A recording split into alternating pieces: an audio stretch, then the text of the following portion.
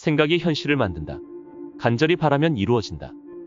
지금까지 당신은 이런 얘기를 수도 없이 들어왔을 것이다. 그런데 왜 당신의 현실은 그대로일까? 애석하게도 한 가지 문제가 남아 있었다. 우리는 지금도 조상으로부터 물려받은 정신적 구조를 바탕으로 사고 활동을 하고 있다.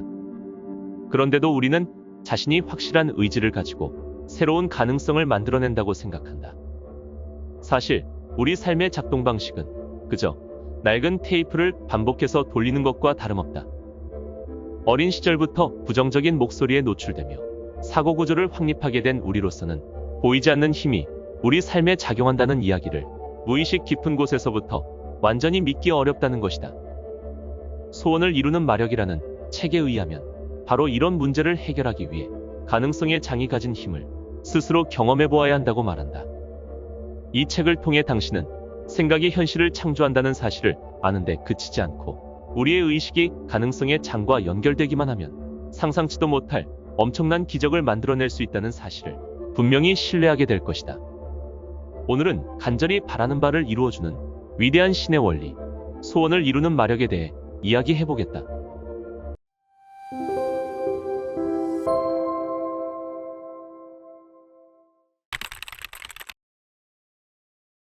우리가 갖고 있는 생각은 모두 가능성의 장에 영향을 미친다. 사실 현실은 우리가 관찰해온 가능성의 파장이 구체적인 형태로 바뀐 것일 뿐이다. 과학자들은 물질로 보이는 외관과 달리 인간이 끊임없이 움직이는 에너지 파장이라는 사실을 발견했다.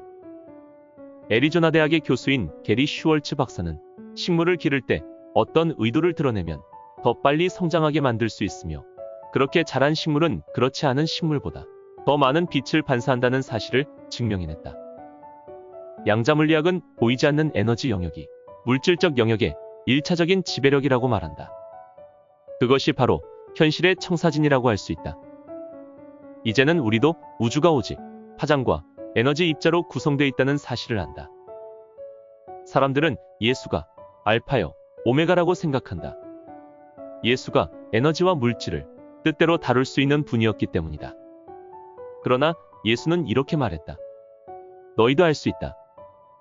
가능성의 장은 특정한 소수에게만 주어진 특별한 능력이 아니라 우리 모두의 내면에 있는 자연스러운 능력이다.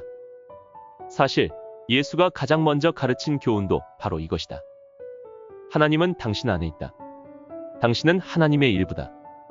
당신은 기적을 일으킬 수 있다. 벤저민 프랭클린은 위험을 무릅쓰고 번개가 치는 날 연을 날려 그가 입증한 원리를 사용해 우리가 일상생활 속에서 편의를 도모할 수 있게 했다. 그는 우리가 전기의 원리를 터득해 널리 사용하길 바랬다.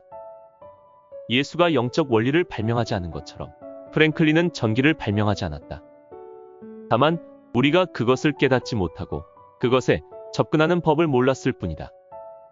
마찬가지로 예수는 영적 원리를 증명했고 그것을 우리가 사용하고 개발하기를 바랬다. 그런데 우리는 예수가 가르친 원리를 사용하지는 않고 예수를 경배하는데 2000년이나 낭비했다.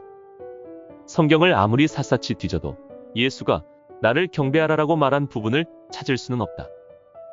예수는 그저 이렇게 말했다. 우리 인간이 무엇을 할 수 있는지 보라. 예수가 우리에게 요구하는 것은 한마디로 나를 따르라이다. 심리학자인 칼 융은 이런 말을 했다. 고등 종교의 주요 기능 중 하나는 하나님을 직접 경험하지 못하도록 사람들을 보호하는 것이다.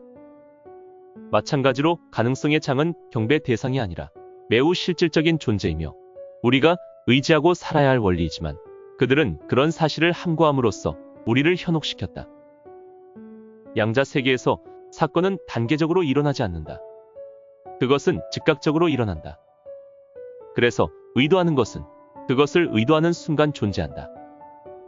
그러나 당신은 당신이 관찰하기로 작정한 현실만을 알 수 있다. 파산을 예로 들어보자. 파산하기를 바라는 사람은 거의 없을 것이다. 그러면 어떻게 해야 할까? 부자가 되는 책을 읽고 부자가 되기 위해 노력해야 한다. 하지만 그렇게 한다고 해서 모두 부자가 되는 것은 아니다. 이미 자신이 부자가 아니라는 생각에 마음을 바치고 있다는 사실을 까맣게 잊고 있기 때문이다. 결과적으로 파산을 미리 결정해버린 셈이다. 부자가 된 느낌에 온 마음을 쏟아붓고 가족과 친구들에게 감사하는데 몰두한다면 파산하는 일은 절대로 없을 것이다. 생각을 파산하는 데 바치기 때문에 파산을 경험하는 것이다. 마음은 그 정도로 강력한 힘을 지니고 있다. 물리학자들은 무슨 일이든 가능한 영점장이 존재한다고 말한다. 우주에는 수많은 양자입자가 춤추며 돌아다니고 파장을 일으키며 뻗어나간다. 하지만 누가 이런 에너지 파장을 보는 순간 그 파장은 입자로 굳어버린다. 그런 파장을 단단하고 실질적이고 물질적으로 만드는 것은 오직 당신의 관찰이다. 과학자들은 원자보다 더 작은 입자를 입자 가속기에 넣어 그것들을 충돌시킨 결과 근원적으로는 어떤 입자도 없다는 사실을 발견해냈다. 있는 것은 단지 순수한 에너지의 무한한 진동뿐이다. 그리고 그 진동은 너무 빨라 측정하고 관찰하기가 어렵다. 맨눈으로는 어떻게 보일지 몰라도 당신은 결국 에너지라는 것이다. 물리학자 프레드 앨런 울프 박사는 이렇게 말했다. 우주는 그 우주를 인식하는 자가 없다면 존재하지 않는다. 일본의 과학자 에모토 마사루는 1만 개 이상의 물 표본을 채취해 물에 말하고 음악을 들려주고 기도를 해주었다. 그런 다음 표본을 얼려 현미경으로 얼음 결정체를 조사했다. 에모토 팀은 물에 사랑해 또는 고마워라고 말하면 물이 또렷하고 아름다운 결정을 만든다는 사실을 발견했다. 물이 이런 것들과 무슨 관계가 있을까? 인간의 몸도 70% 이상이 물로 구성되어 있다. 심지어 공기 중에도 물이 있다. 그러니 말과 생각이 물에 영향을 준다면 물로 이루어진 더 크고 복잡한 체계에도 당연히 영향을 미칠 것이다. 사람들은 살려주세요라는 비명과 함께 신을 부르기만 하면 상황이 달라질 것이라고 생각한다. 그러나 우리는 이제 신이 우주를 운영하는 힘의 장이라는 사실을 알기 때문에 모든 생각이 변화를 유발한다는 것 또한 안다. 어떤 생각을 할 때마다 우리는 무한한 가능성의 장에 영향을 준다.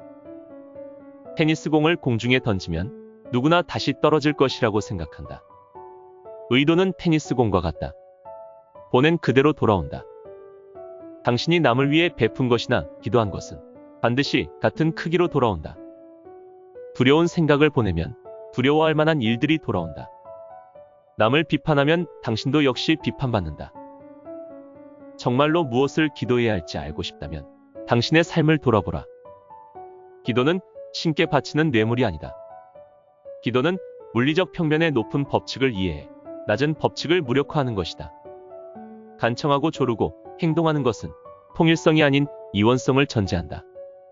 우리가 목표로 하는 것은 통일성이다. 의도가 이미 이루어졌다는 가정 아래 살아야 한다.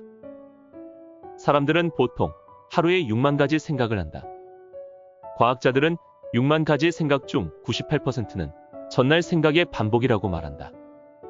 우리는 새로운 아이디어를 짜내고 인생의 커다란 미스터리를 밝히는데 생각을 쓰지 않고 대수롭지 않고 아무 의미 없는 일에 생각을 낭비한다. 물리학자들은 하나의 원자가 다른 원자와 가까이 있으면 아무리 멀리 날아가더라도 그 원자에 영향을 받는다는 사실을 입증해냈다. 더욱 희한한 수수께끼는 일단 한번 영향을 주고받은 원자들은 영원히 얽힌다는 사실이다. 그린버그 질버바움 박사는 두 피실험자를 격리된 방에 떼어놓고 그들에게 뇌파 전이 기록 장치를 연결했다. 그런 다음 한 피실험자의 눈에 스트로보 라이트를 터뜨리자 섬광이 만들어낸 뇌파가 다른 피실험자의 뇌파 기록 장치에도 똑같이 나타났다. 물론 두 번째 사람은 섬광을 전혀 볼 수 없는 상태였다. 컴퓨터가 인터넷을 통해 무한한 양의 정보와 연결되듯 인간은 세계의 모든 사람과 하나로 연결되어 있다. 캘리포니아 대학의 물리학 교수인 브루스 로젠블룸은 누군가와 한 번이라도 만나 악수를 하면 그 사람과 영원히 얽히게 된다고 말했다. 어떤 사람을 좋지 않게 생각하거나 비판하는 것은 결국 우리 자신을 괴롭히는 일이다. 우리는 서로 많이 다르다고 생각하지만 차이라고 해봐야 사실 무의미한 수준에 불과하다. 그리고 이제 그런 차별조차 버려야 한다. 상대방을 좋게 생각하기만 해도 그 사람과의 관계를 바꿀 수 있다. 우리는 충분치 않은 것을 걱정하고 불평하는데 많은 양의 에너지를 쓴다. 시간이 충분하지 않다. 월급이 충분하지 않다. 이 충분하지 않다는 만트라가 사실인지 따져볼 생각은 아예 하지 못한다. 충분치 않다는 생각은 뇌리에 너무 깊이 박혀 우리의 정체성이 되어버렸다. 욕심에는 한계가 없다. 우리 자신을 부족한 존재로 규정해버리면 무시당하지 않으려고 애를 쓰고 다른 사람에게 자리를 빼앗기지 않으려고 모든 에너지를 쏟아붓게 된다. 그러나 그런 말들은 터무니없는 거짓말이다. 우리는 넉넉하고 인정 많은 우주에 살고 있다. 아브라함 힉스가 즐겨하는 말이 있다. 세상을 창조하는 에너지에 채널을 맞추면 우주가 비슷한 주파수를 가진 사람들을 찾아내 당신에게 맞춰줄 것이다. 가장 중요한 지침은 이것이다. 무엇을 하든 즐겨라. 언제나 그것만이 궁극적인 에너지 생성기다. 신과 우리가 하나라는 사실을 내세워 담대하게 우리의 삶 속으로 발을 들여놓아야 한다. 당신이 바로 신이다. 그리고 그것이 우리를 자유롭게 해주는 진리이다.